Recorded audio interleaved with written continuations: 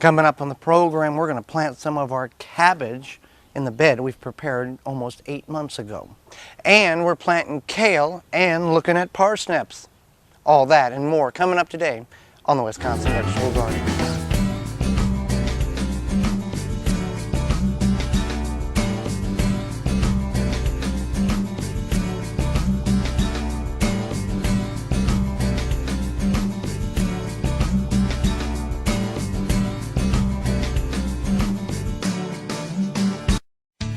The Wisconsin Vegetable Gardener is sponsored in part by, for all your non-GMO, heirloom, organic, vegetable, flowers, and herb seeds, visit dollarseed.com.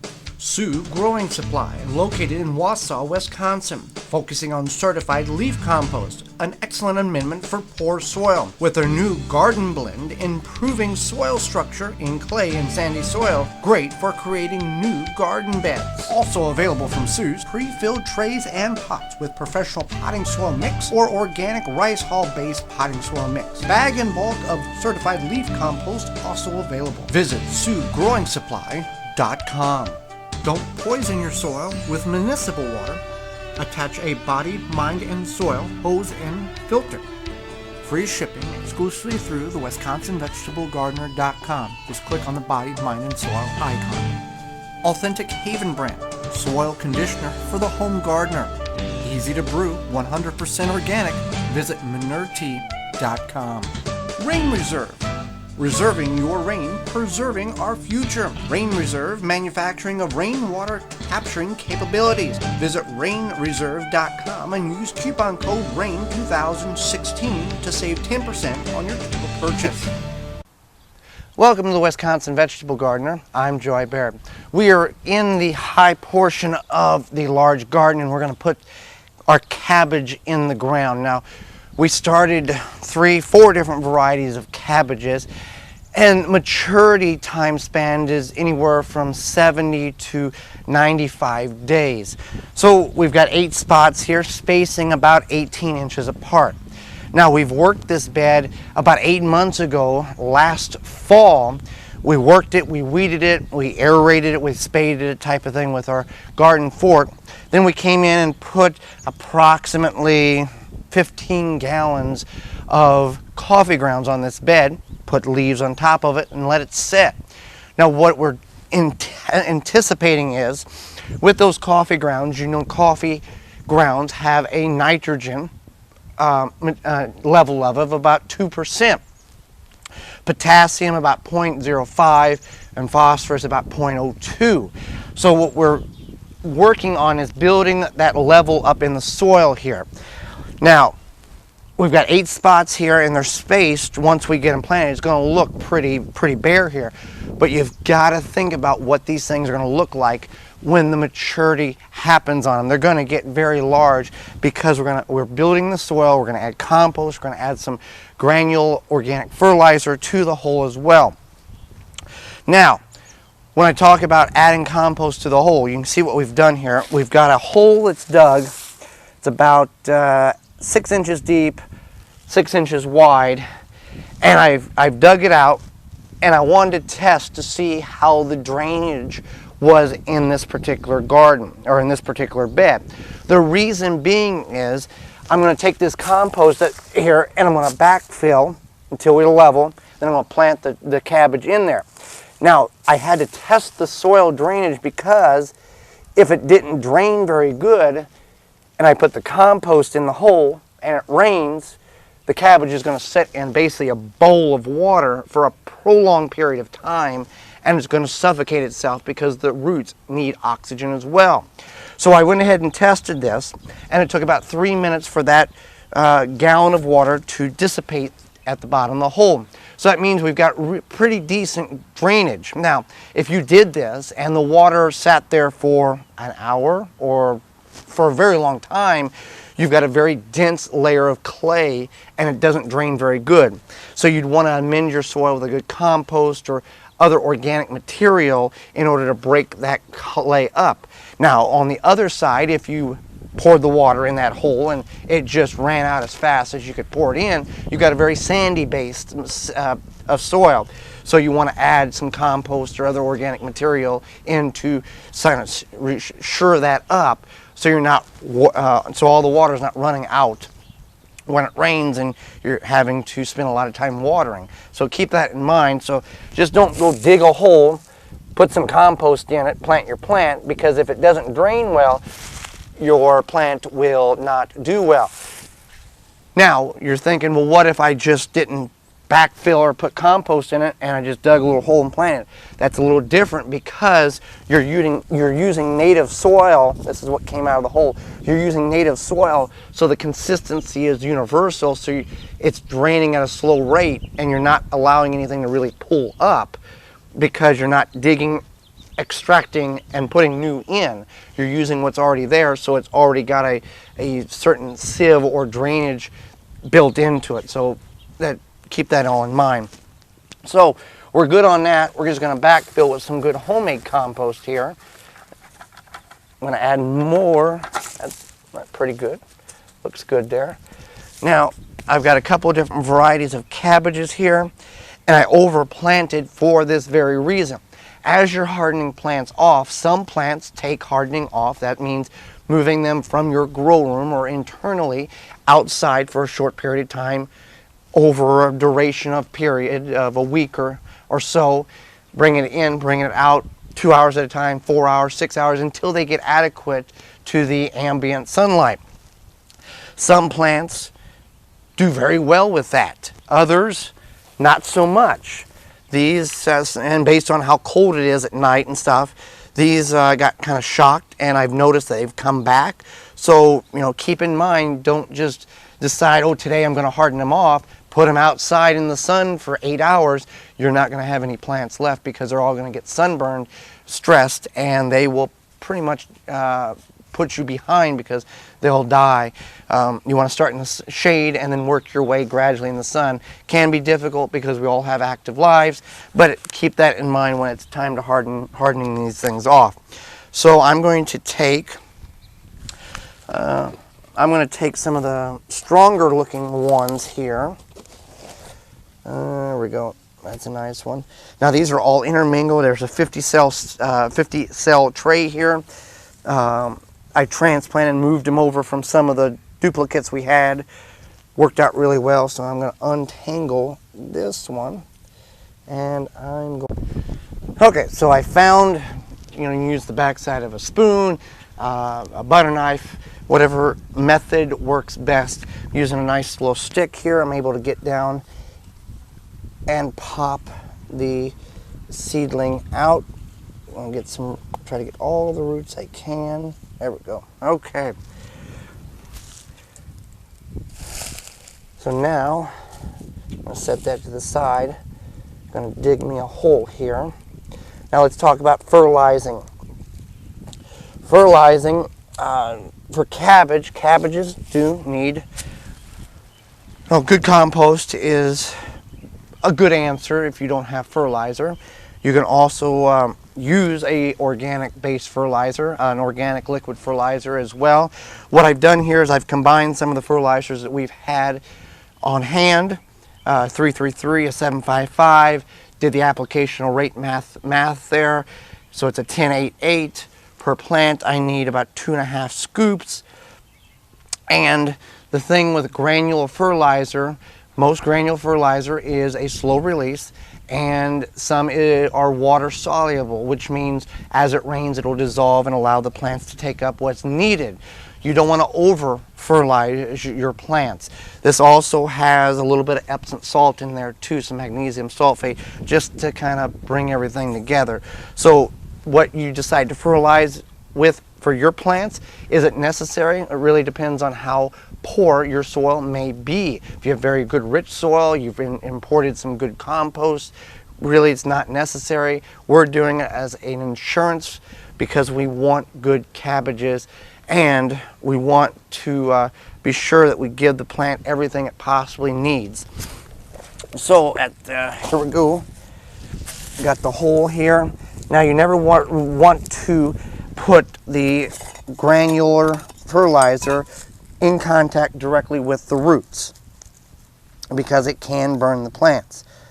So I'm going to put 1, 2 and a half.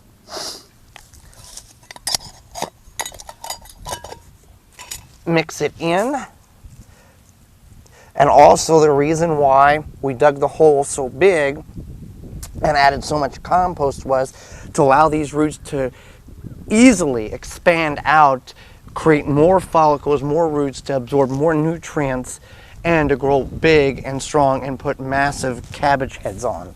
All right, so that being done there, I'm going to take, and you want to plant it at the same depth, or you can go just slightly deeper if your cabbage is a little leggy. Ours is not, but we're going to bury it a little deeper just to add some more support to it with the soil.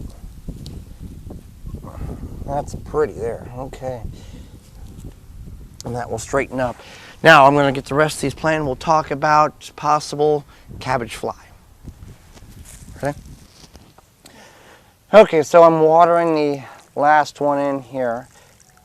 So we've got 8 in the bed here. This bed's about 40 square foot, and even if I wanted to, I can't put any more in here because the expansion that these cabbages are going to create is going to create a living mulch where they're going to basically be touching each other when they get mature. Now, after I've put the compost in, fertilizer, planted the cabbage, watered it, taken the leaves that I've got laying around here and covering back under the cabbage of all of them here, just so the leaves are exposed, and then, you know, gradually grow out more. But I've got 3 or 4 different varieties in here. I tried to put 2 each in here, and they each will mature slightly differently. So now, if you have problems with the cabbage moth or cabbage fly, it's really a moth, that white butterfly that you see flying around in the early portions of summer. That's what's going to come in and lay eggs on your cabbage, and that's where that worm will come in, and you think you got a nice head of cabbage, and you start cutting into it or looking at it, and a worm has 8 caverns and tunnels into it. That's what that's what's causing it, is that white butterfly laying the eggs and the larva and the worm. So what we could do is come in here with what they call cabbage netting, or very small hole netting, and make a frame with some sticks and just drape it over top of it to allow the sunlight moisture get in, but it doesn't allow the insects to get in. Cabbage is not one of these things that need to be pollinated in order to produce a harvest. Now, if you want to save the seeds, then that's a whole nother process. But right now we're going to leave it be. If we think we do need to buy and purchase netting, we're going to go ahead and do that. But you want to make sure if you purchase netting, you want to get very small holes so that butterfly cannot go through. If you just get normal netting that's 1-inch squares, it's not going to do you no good because that butterfly is still going to travel in and out. So you want to make sure the netting is small enough. So 8 cabbages, 40 square feet, that's all we can do. Got a lot of cabbages left over. We'll find other spots for them. But we've built this bed in the anticipation that come later this year, we're going to have cabbages that we'll be able to make sauerkraut, coleslaw, fill in the blank, because we did our preparation and our homework prior to planting. This is our container garden. Well, once was our container garden. It looks sad, but we're going to revitalize this area. Now, if your container garden looks similar to ours, soil kind of partially missing out of containers and whatnot, what do you do? How do you revitalize that soil? Do you need to buy more compost, dump the old out and put new in, or not? Well, it really falls in a couple of factors here. One, a little common sense goes a long way, and 2, depends on the size of the container. And what I mean by that is, this is a 20-gallon grow bag. A lot of soil in there. We had potatoes in there last year. There's a lot of soil that the potatoes didn't suck every ounce of nutrients out of this soil when it went growing last year. There's still a lot of microbial life in there, a lot of good nutrient-dense soil. So what you might want to do, and what I would recommend doing in this instance like this, is just taking the first probably 4 inches of soil with a shovel, clean it out, then top top dress it with more compost. So as it rains, as you water, that kind of works its way down in there.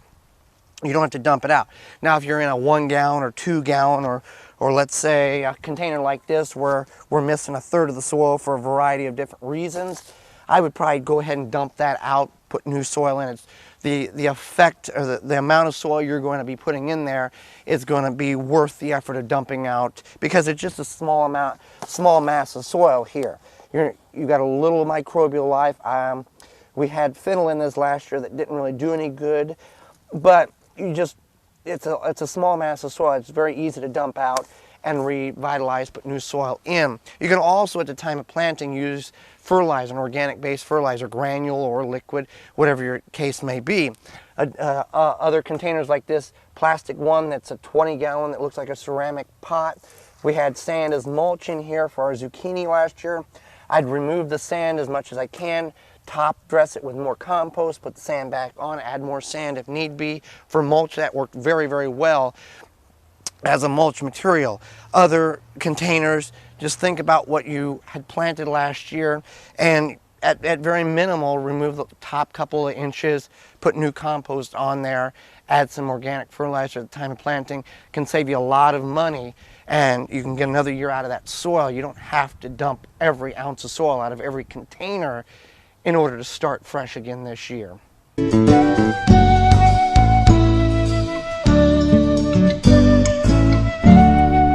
So we're on the back side of the garden here, where during the afternoon we get partial shade. In the morning we get 8 to 10 hours, well, 6 to 8 hours of sunlight.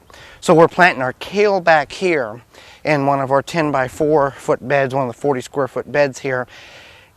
Very similar to the way we're doing it with the cabbage. The only difference is, again, the partial shade. The cabbage is going to get sunlight all day long for the most part, up to the point where the tree gets a lot of leaves on it, and that's going to kind of put a little shade for about an hour or two during the peak times of the sun during the day.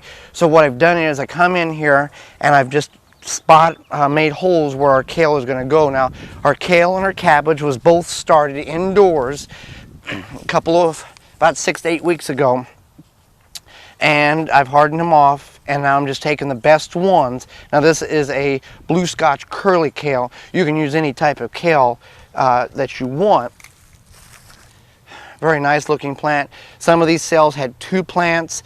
This one is the one that I don't want, so I'm just going to pinch it off, get rid of it. Now, that's a very nice looking kale.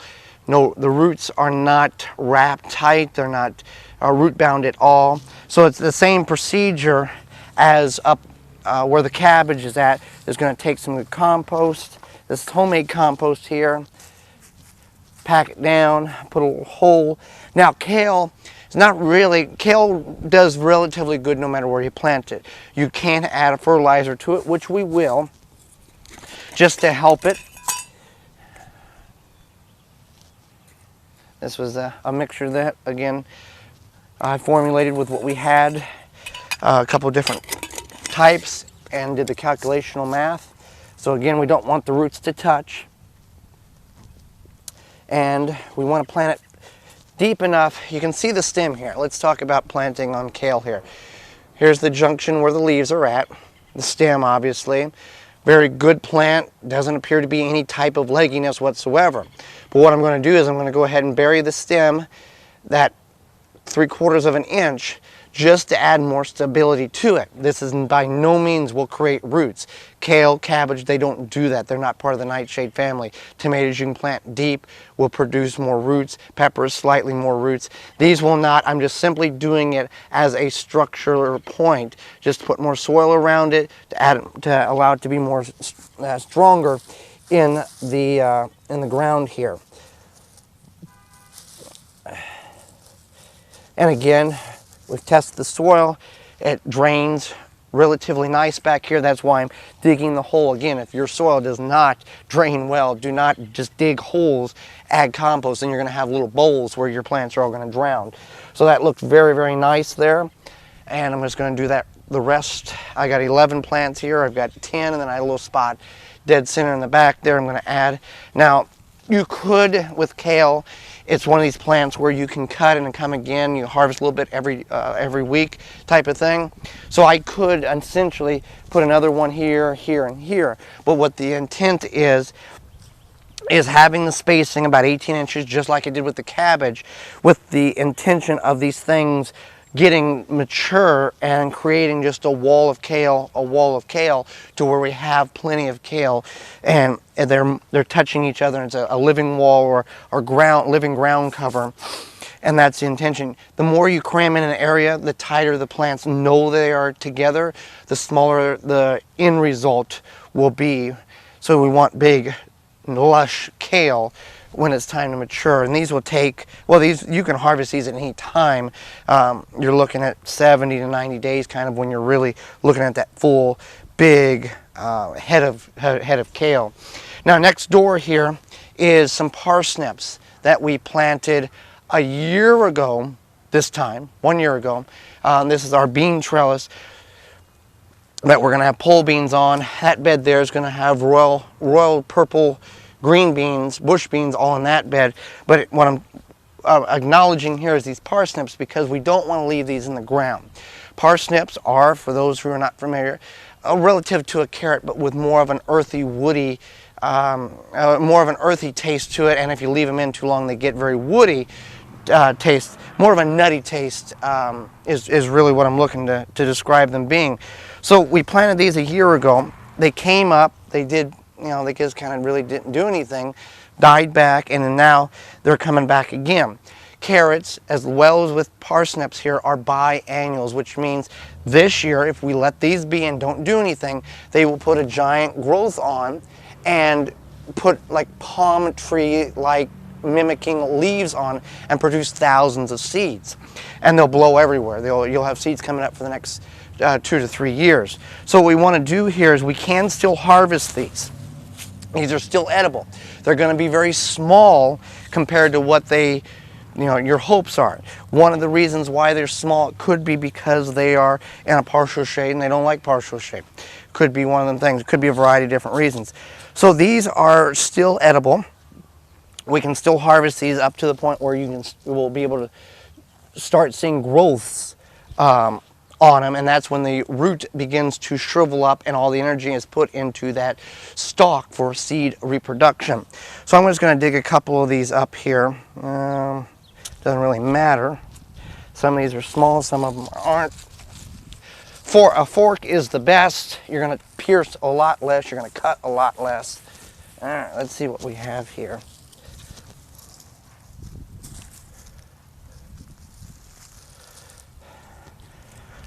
So it looks very similar to a carrot. There's a lot of hair on here. You can take a peeler, get that off. Nothing too bad. Now you've seen parsnips in the store that were 3 inches in diameter and a foot long, but these are very nice. Nothing wrong with that. Let's see what this one looks like.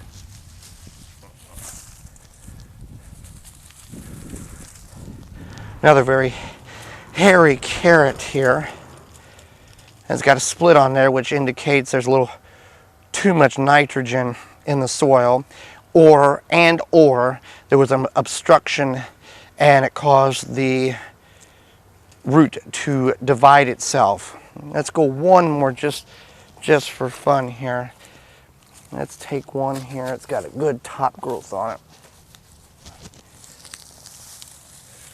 Let's see what we have.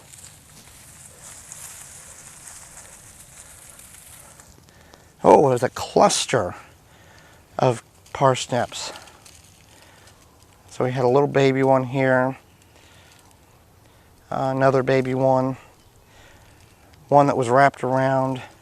So that cluster, because I didn't thin them out, is what caused that. So you can still get parsnips early on the season here. It's best, there's another one wrapped around. It's best to harvest these at the end of last year, but this is what the old timers would do, and sometimes some of the Amish would do as well, is when you ran out of space in your root cellar, you would leave the plants in the ground and you could still harvest them this spring as you're eating what the garden's providing now as you're planting for the hopes of what it will provide in a few months. Thanks for joining us. Join us again next time for more organic gardening and food preserving. I'm Joy Barrett, and this has been the Wisconsin Vegetable Gardener. For more information, please visit thewisconsinvegetablegardener.com.